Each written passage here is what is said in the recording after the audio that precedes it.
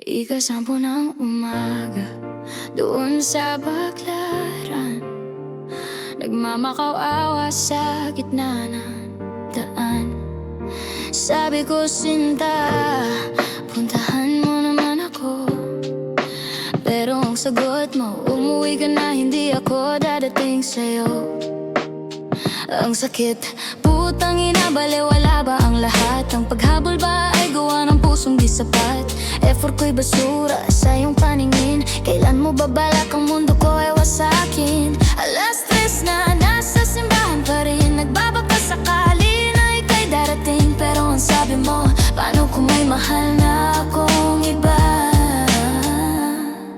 Titigil ka na ba? Uuwi ka na ba? Hindi ako naniwala, akala ko'y dahilan lang. Pero inamin mong ex mo ang iyong kapiling ng nakaraan. 2 araw akong naghintay sa wala, habang kayo'y magkayakap, nagmukha akong tanga. Naligo ako sa ulan, di umalis sa pwesto.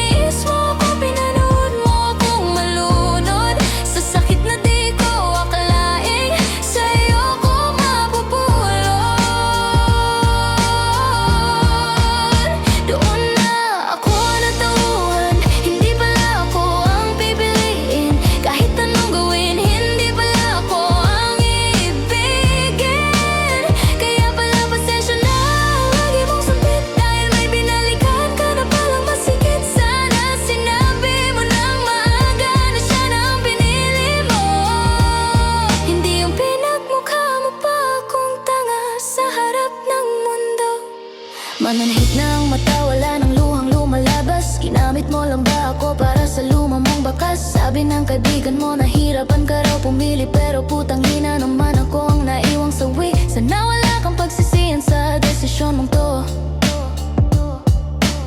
dahil wala ka nang makikitang katulad ko. Doon na ako natauhan, hindi pala ako ang pipiliin. Kahit anong gawin, hindi pala ako ang iibigin. Salamat sa lahat ng masayang alaala. Salamat sa sakit yung pinadama. Ngayon alam ko na, alam ko na.